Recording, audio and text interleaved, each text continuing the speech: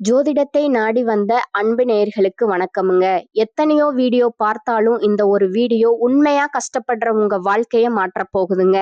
அப்படி என்ன இந்த வீடியோல இருக்குன்னு தெரிஞ்சுக்கிறதுக்கு முன்னாடி நம்ம சேனலை முதல் முறையா பார்க்குறவங்களா இருந்தா சப்ஸ்கிரைப் பண்ணிக்கோங்க. பெல் பட்டனையும் கொடுத்து ஆல் அப்படிங்கிற ஆப்ஷனை சூஸ் பண்ணி வச்சுக்கோங்க. அப்பதான் நாங்க போடுற ஒவ்வொரு பதிவும் உங்ககிட்ட வந்து சேருமுங்க. எப்பவுமே ஒரு நல்ல விஷயத்தை தொடங்குவதற்கு முன்னாடி எம்பெருமான் முருகனை மனதார வேண்டிக்கோங்க.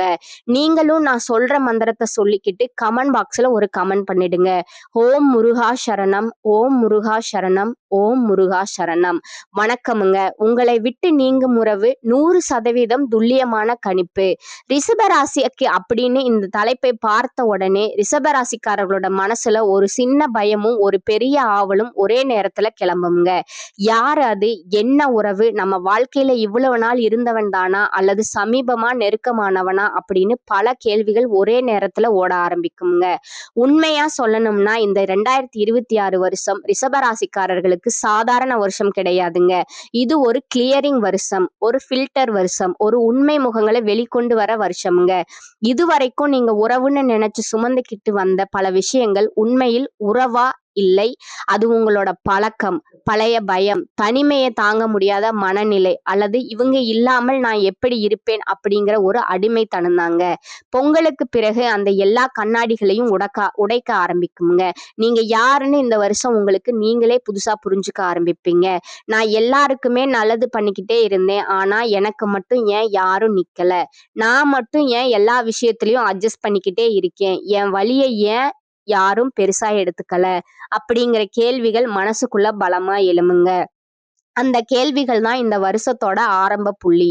இதுவரைக்கும் உங்களோட அமைதியை கெடுக்கிற, உங்களோட முன்னேற்றத்தை மெதுவாக்குற, உங்களோட அன்பை ஒரு வசதியா பயன்படுத்திக்கிட்டே இருந்த சில உறவுகள் பற்றி நீங்க மௌனமா இருந்தீங்க. ஆனா பொங்கலுக்கு பிறகு அந்த மௌனம் நீளாதுங்க. நீங்க பேச ஆரம்பிப்பீங்க, இல்லைன்னா பேசாம விலக ஆரம்பிப்பீங்க. ரெண்டுமே நடக்குமுங்க. இந்த வீடியோ முழுக்க கவனிச்சு பாருங்க. ஏன்னா இந்த காலகட்டத்துல இந்த பிரிவு தெளிவா உருவாகும். அது சண்டையோட வருமா இல்ல அமைதியா நடக்குமா, அந்த உறவு நீங்கினதுக்கு அப்புறம் உங்க வாழ்க்கையில் என்ன மாதிரியான மாற்றங்கள் வரப்போகுது, மனசு எப்படி லைட்டா மாறப்போகுது, அந்த உண்மையான பதிலை நான் இறுதியில் தெளிவா சொல்ல போறேங்க. அதனால கடைசி வரைக்கும் ஸ்கிப் பண்ணாம பாருங்க. ரிஷபராசிக்காரர்களே, ஒரு விஷயத்தை எப்படினாலும் தெளிவா புரிஞ்சுக்கோங்க. நீங்க இந்த வீடியோவை எந்த வயசுல இருந்து பார்த்தாலும் சரி, எந்த நிலையில் கேட்டாலும் சரி, ஜோதிடம் எப்போதும் உங்களை இப்படித்தான் நடக்கும் என்று கட்டாயப்படுத்தக் கூடாதுங்க. ஜோதிடம் என்ன சொல்லுதுன்னா, இந்த காலத்துல இந்த மாதிரியான அனுபவங்கள் வர வாய்ப்பு இருக்கு, இந்த மாதிரி தடைகள் இருக்கலாம், இந்த மாதிரி மாற்றங்கள் நடக்கலாம், அவ்வளவுதான். அது உங்க வாழ்க்கையை நடத்த வரல, உங்க முயற்சியை நிறுத்த சொல்ல வரல.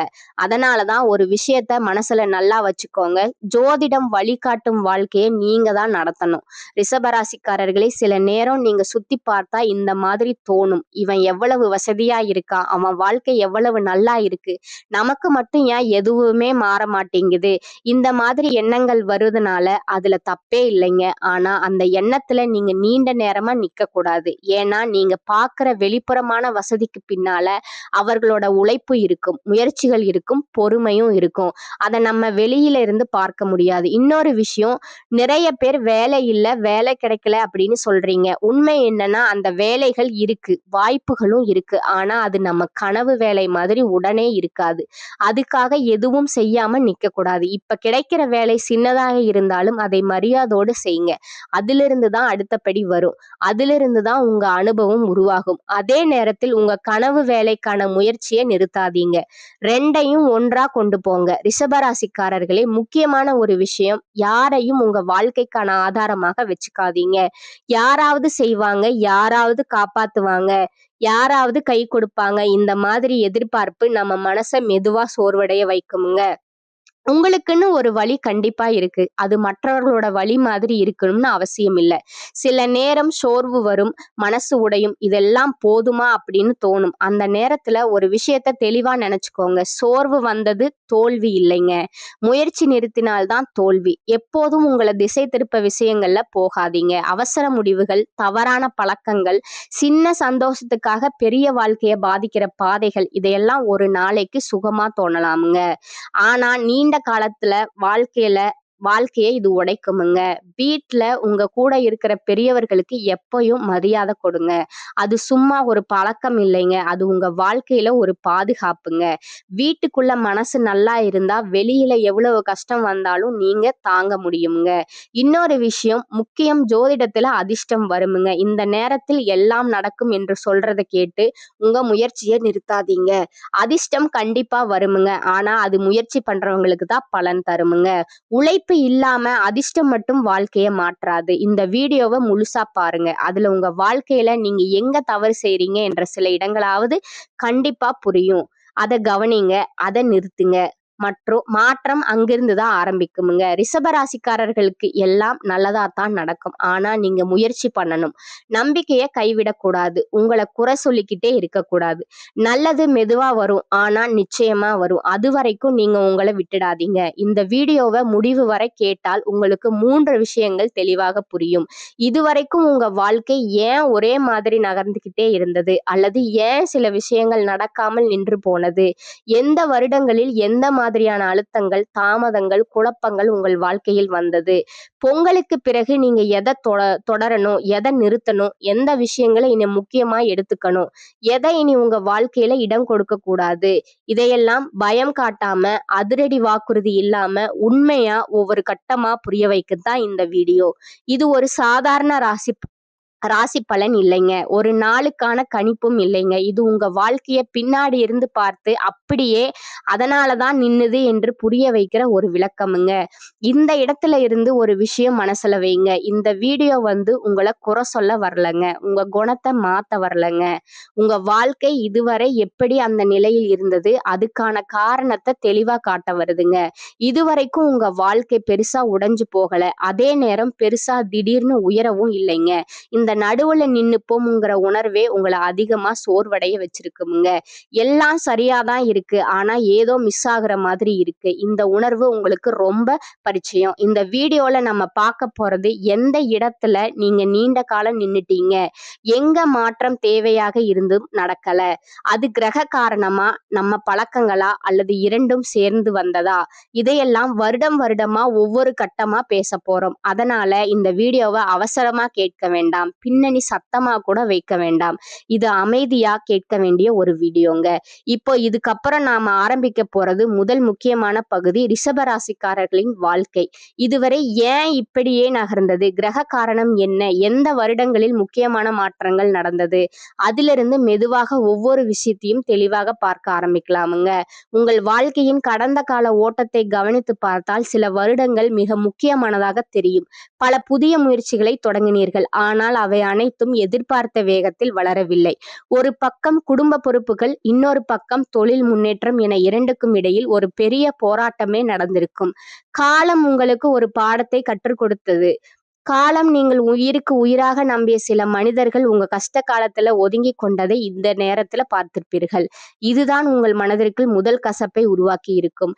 எவ்வளவு உழைத்தாலும் வருமானம் வந்தாலும் ஏதோ ஒன்று குறைகிறதே என்ற இயக்கம் உங்களை துரத்தி கொண்டே இருந்திருக்கும். இதற்கு முக்கிய காரணம் கிரகங்களின் சஞ்சாரம் உங்கள் ராசிக்கு சாதகமாக இல்லாததுதான். ஆனால் இப்போதைய கிரக நிலவரப்படி பொங்கலுக்கு பிறகு நிலைமை தலைகீழாக மாறப்போகுதுங்க. இதுவரை உங்கள் முன்னேற்றத்திற்கு தடையாக இருந்த நபர்கள் உங்களை விட்டு தானாகவே விலகுவார்கள். இது உங்களுக்கு முதலில் ஒரு இழப்பாக தெரிந்தாலும் நீண்ட கால அடிப்படையில் இது உங்களுக்கு கிடைத்த ஒரு மிகப்பெரிய விடுதலை என்பதை நீங்க உணர்வீங்க. பொங்கலுக்கு பிறகு நீங்கள் எடுக்க போகும் முடிவுகள் ஒவ்வொன்றும் மிக தெளிவாக இருக்குமுங்க. இதுவரை மற்றவர்களுக்காக வாழ்ந்த நீங்கள் இனி உங்களுக்காக வாழத் தொடங்குவீங்க. தேவையற்ற உறவுகளை துண்டிப்பதன் மூலம் உங்கள் மனபாரம் குறையும். உங்கள் ராசி அதிபதி சுக்கிரன் வலுப்பெறுவதால் பொருளாதார ரீதியாக ஒரு பெரிய முன்னேற்றம் காத்திருக்கிறது. வேலையில் இதுவரை இருந்த நெருக்கடிகள் குறையும். உங்களை மதிக்காத இடத்தில் இனி நீங்கள் ஒரு நிமிடம் கூட இருக்க மாட்டீர்கள். இந்த தெளிவுதான் 2026 வருடம் உங்களுக்கு கொடுக்க போகும் மிகப்பெரிய பரிசுங்க. பொங்கலுக்கு பிறகு உங்களை விட்டு எந்த மாதிரியான உறவு நீங்கும் என்பதை இப்பொழுது மிக தெளிவாக பார்ப்போம். உண்மையில் உங்களை விட்டு போக போவது ஒரு நபர் மட்டுமல்ல, ஒரு குறிப்பிட்ட குணாதிசயம் கொண்ட உறவுதான் உங்களை விட்டு விலக போகிறதுங்க. இதுவரை உங்க வாழ்க்கையில் அன்பு என்ற பெயரிலும் நட்பு என்ற பெயரிலும் உங்களை சுரண்டி கொண்டிருந்த ஒரு உறவுதான் அது. நீங்க எப்போதுமே கொடுத்து கொண்டே இருக்க வேண்டும். ஆனா உங்களுக்கு ஒரு தேவை என்று வரும்போது மட்டும் காணாமல் போய்விடுவார்களே, அந்த உறவு தான் பொங்கலுக்கு பிறகு உங்களை விட்டு நிரந்தரமா நீங்க போகுதுங்க. குறிப்பா உங்கள் முன்னேற்றத்தை தங்களுக்கு சாதகமாக பயன்படுத்தி கொண்டு உங்கள் முகத்திற்கு முன்னால் புகழ்வதும் முதுகுக்கு பின்னால் உங்கள் வளர்ச்சியை பார்த்து பொறாமைப்படுவதுமாக இருந்த ஒரு உறவு இப்பொழுது வெளிச்சத்திற்கு வருமுங்க. இது உங்கள் நெருங்கிய நட்பு வட்டாரத்தில் இருப்பவராக இருக்கலாம் அல்லது உறவினர் முறையில் இருப்பவராக இருக்கலாம். இதுவரை அவர்களின் உண்மையான முகம் தெரியாமல் நீங்கள் அவர்களுக்கு பல உதவிகளை செய்திருப்பீர்கள். ஆனால் பொங்கலுக்கு பிறகு நடக்கும் ஒரு சில சம்பவங்கள் அவர்களின் சுயரூபத்தை உங்களுக்கு காட்டிவிடும். அடுத்ததாக உங்களை எப்போதுமே ஒரு குற்ற உணர்விலேயே வைத்திருக்க முயற்சிக்கும் உறவுகள் நீங்க போகுதுங்க. நீ இதை செய்யவில்லை, அதை செய்யவில்லை என்று உங்கள் குறைகளை மட்டுமே சுட்டிக்காட்டி உங்கள் தன்னம்பிக்கையை சிதைக்கும் உறவுகள் உங்களை விட்டு விலகுமுங்க. இது ஒரு வகையில் உங்களுக்கு கிடைக்கப் போகும் மிகப்பெரிய நிம்மதி. இந்த உறவு விலகும் போது ஆரம்பத்தில் உங்களுக்கு ஒரு ஏமாற்றமோ அல்லது வருத்தமோ இருக்கலாம். ஆனால் அவர்கள் விலகிய பிறகுதான் உங்கள் வாழ்க்கையில் ஒரு தெளிவும் வேலையில் ஒரு வேகமும் கிடைப்பதை நீங்க உணர்வீர்கள். சுருக்கமாக சொன்னால் உங்கள் நேரத்தையும் உழைப்பையும் உறிஞ்சிக் கொண்டு பதிலுக்கு மன உளைச்சலை மட்டுமே பரிசாக கொடுத்த அந்த நச்சுத்தன்மை வாய்ந்த உறவு பொங்கலுக்கு பிறகு உங்கள் வாழ்க்கையை விட்டு வெளியேறும். அதன் பிறகு உங்கள் மனசு ஒரு பாரம் குறைந்த இறகு போல லேசாவதை நீங்கள் காண்பீர்கள். இது உங்கள் வளர்ச்சிக்கு கடவுள் கொடுத்த ஒரு வாய்ப்பாகவே அமையும். இதற்கு மேல் அந்த உறவை தக்க வைக்க நீங்கள் முயற்சி செய்ய வேண்டாம். போகிறவர்கள் போகட்டும் என்று விட்டுவிடுங்கள். அவர்கள் போனால்தான் உங்கள் வாழ்க்கையில் புதிய மற்றும் உண்மையான உறவுகளுக்கான கதவு திறக்கும். ரிஷபராசிக்காரர்களே, பொங்கலுக்கு பிறகு உங்கள் வாழ்க்கையில் நடக்கப் போகும் மற்றும் ஒரு முக்கியமான மாற்றம் என்னவென்றால் உங்கள் நீண்ட கால திட்டங்கள் மற்றும் சொத்து தொடர்பான விஷயங்களில் இருக்கும் சிக்கல்கள் விலகத் தொடங்குங்க. இதுவரை ஒரு வீடு வாங்க வேண்டும் அல்லது நிலம் வாங்க வேண்டும் என்று நீங்கள் போட்ட திட்டங்கள் ஏதோ ஒரு காரணத்தால் தடைபட்டு கொண்டே இருந்திருக்கும். ஆனால் பொங்கலுக்கு பிறகு கிரகங்களின் நிலையில் ஏற்படும் சாதகமான மாற்றத்தால் அந்த தடைகள் உடைபடும்.